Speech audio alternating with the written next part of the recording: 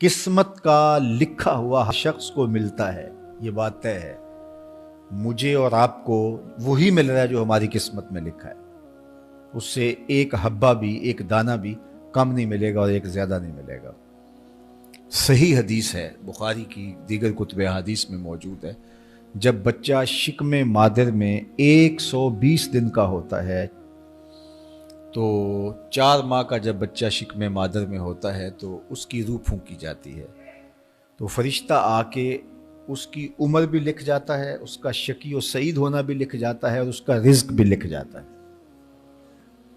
تو رزق جو لکھا گیا وہ ہمیں ملے گا، اور جب جب ملنا ہے تب تب ملے گا۔ جو لکھا گیا ہے وہ بہر صورت ہمیں حاصل ہوگا۔ اب وہ جو ہماری قسمت کا رزق ہے اس کے حصول کا ذریعہ کیا ہے؟ بذریعہ حلال ملتا ہے یا اس کے ذرائع حصول کے وہ حرام ہیں؟ تو یہ اللہ کے ذکر کو چھوڑنے کی سزا یہ ہے کہ ملا وہی جو قسمت کا تھا، لیکن دولت عثمان نہ ملی، دولت قارون ملی۔ لکھا جو تھا، مقسوم تھا، ملا وہی، ایک دانہ بھی زیادہ نہیں ملا اور ایک دانہ بھی کم نہیں ملا، لیکن اس کی سزا کاٹنی پڑے گی اس لیے کہ حصول کے ذرائع حرام تھے۔ تو حضرت اکرمہ رضی اللہ تعالیٰ عنہ فرماتے ہیں کسبن حرامن، تو معیشت تنگ کیسے ہوتی ہے؟ بندہ کہتا ہے کہ یہ تو بڑا کما رہا ہے لیکن کما بذریعہ حرام رہا ہے۔ اللہ اکبر۔ بعض اوقات کچھ لوگ محنت کر کے بھی حرام کماتے ہیں۔ ہم نے دیکھا کہ اس گرمی میں جو لوگ مزدوری کرتے ہیں اور بالخصوص لوہے کی بھٹی پہ جو کام کرنے والے ہیں، کتنا سخت کام ہے، لیکن وہاں بھی جو ہے وہ چاہے 15-20 منٹ جو ہے وہ خیانت کر کے اپنے اس رزق کو حرام بنا لیں اور ناجائز کر لیں، اتنی مشقت کے باوجود بھی کیتی کتری پئی خو محمد پھر سکہ بنے زردہ۔ تو ایک سودا ایسے بھی بک جاتا اگر 2 منٹ گاہک کو دیتا، لیکن جھوٹی قسم کھا لی اور وہ لے کے چلا گیا، سودا تو بک گیا لیکن ذریعہ اس کا حرام ہو گیا۔ یہ ذرا دیکھیے، جھوٹی قسم کھانے والے کو اللہ نظر رحمت سے بھی نہیں دیکھے، اتنی بڑی سزا ہے اس کی، اور نہ بکتا کوئی اور آ کے لے جاتا۔ جو قسمت میں لکھا ہے وہ تو آپ کا ہر صورت میں ہوگا، لیکن کچھ لوگوں کو اللہ کے ذکر کو چھوڑنے کا نتیجہ یہ ملتا ہے کہ پھر وہ ان کے ذرائع آمدنی جو ہوتے ہیں، محنت کے باوجود بھی کسب حرام ہو جاتا ہے کسی نہ کسی وجہ سے۔ کئی لوگ دودھ اکٹھا کرتے رہتے ہیں، آخر میں ایک قطرہ پیشاب کا ڈال دیتے ہیں۔ سادہ مثال آپ کے سامنے رکھوں، کتنی محنت سے وہ کیا تھا، تو اپنی ساری محنت کو ضائع کر دیتے اور حرام کا ٹانکا لگا دیتے، ایک قطرے سے وہ سارا ضائع کر بیٹھتے۔ تو یہ اللہ کے ذکر سے منہ موڑنے کا نتیجہ ہے۔ جب تمہارے دل اللہ کی یاد سے خالی ہو جائیں گے، تمہاری زندگیوں میں قرآن نہیں ہوگا، تمہاری زندگیوں کے اندر اسلام کے اجالے نہیں ہوں گے، تو پھر نتیجہ کیا ہوگا کہ معیشت دنک کیا ہے؟ کسبن حرامن۔ دوسرا معنی کہ تنگ زندگی، تلخ زندگی، جو حضرت عبداللہ ابن عباس سے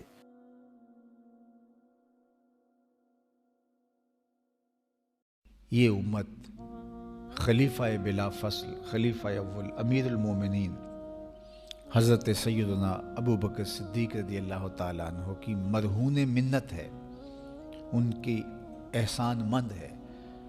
اقبال نے کہا تھا امن الناس بر مولائے ما، کلیم اول سینائے ما، ہستی او کشت ملت را چوں ابر، ثانی اسنین و غار و بدر و قبر۔ کہتے ہیں کہ وہ شخص جس نے ہمارے آقا و مولا پہ سب سے زیادہ احسانات کیے، اور میرے آقا کریم نے ارشاد فرمایا میرے اوپر جس نے بھی کوئی نیکی کی میں اس کا بدلہ چکا دیا دنیا پر ہی، لیکن ایک ابو بکر ایسے ہیں جن کی نیکیوں کا بدلہ قیامت کے دن رب ہی چکائے گا۔ یہ حضور علیہ السلام نے ارشاد فرمایا، اور پھر میں ما نفعنی مال احد قط، ما نفعنی مال ابی بکر، مجھے کسی کے مال نے اتنا نفع نہیں دیا جتنا ابو بکر کے مال نے نفع دیا. اپنا سب کچھ حضور کی راہوں میں نچھاور کر دیا. مال پیش کیا، جان پیش کی، اولاد پیش کی، وقت دیا، ایک ایک سانس حضور کے نام کر دی.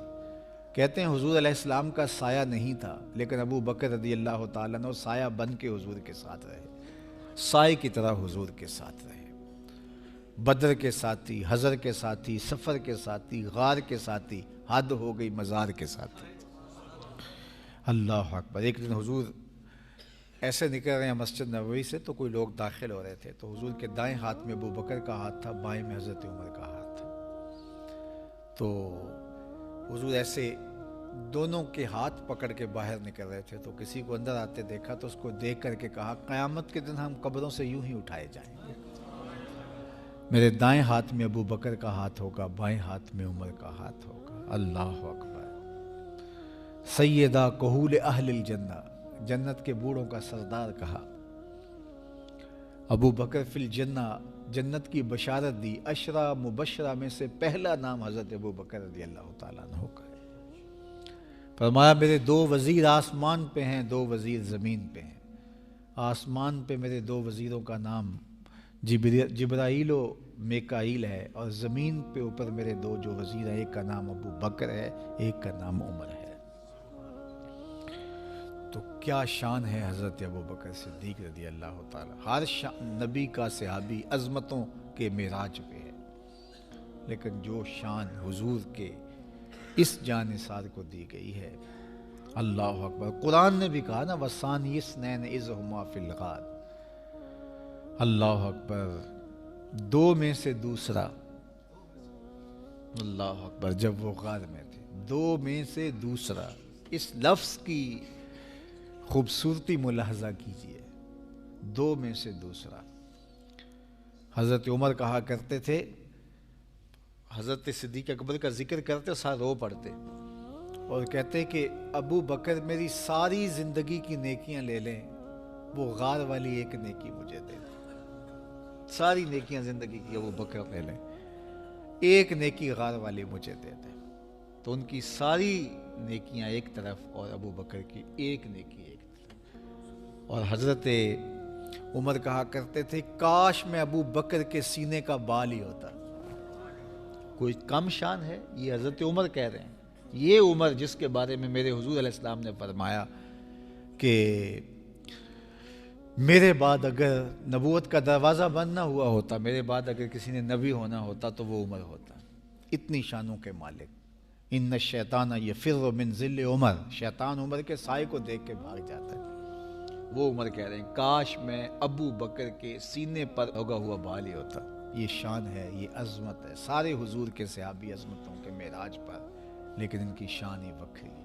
کسی پنجاب شاعر نے کہا کہ سارے یار نبی دے سونے، نہیں کوئی اینا یاراں ورگا، نہ کوئی ہویا نہ کوئی ہوسی، اینا جان نثاراں ورگا، نہ اس دھرتی پیدا کیتا، اینا یاراں ورگا، اعظم شان صدیق کی دساں اکو یار ہزاراں ورگا. وہ عظمتوں کی کس معراج پہ امن الناس بر مولائے ماں، کلیم اول سینائے ماں، ہستی او کشت ملت راچو ابر، ثانی سنین و غار و بدر و قبر. بدر کے بھی ساتھی، قبر کے بھی ساتھی، مزار کے بھی ساتھی، غار کے بھی ساتھی. اور اسلام کی کھیتی کے لیے ابر بہار کی طرح برسے اور سیراب کر گئے. اور اس امت کے لیے انہوں نے جو کام کیا وہ انہی کا مقصوم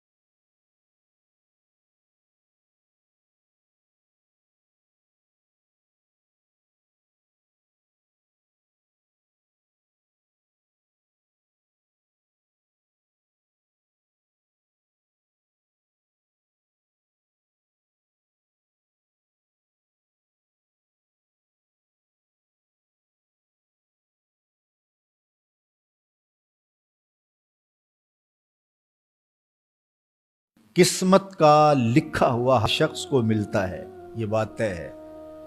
مجھے اور آپ کو وہی مل رہا ہے جو ہماری قسمت میں لکھا ہے۔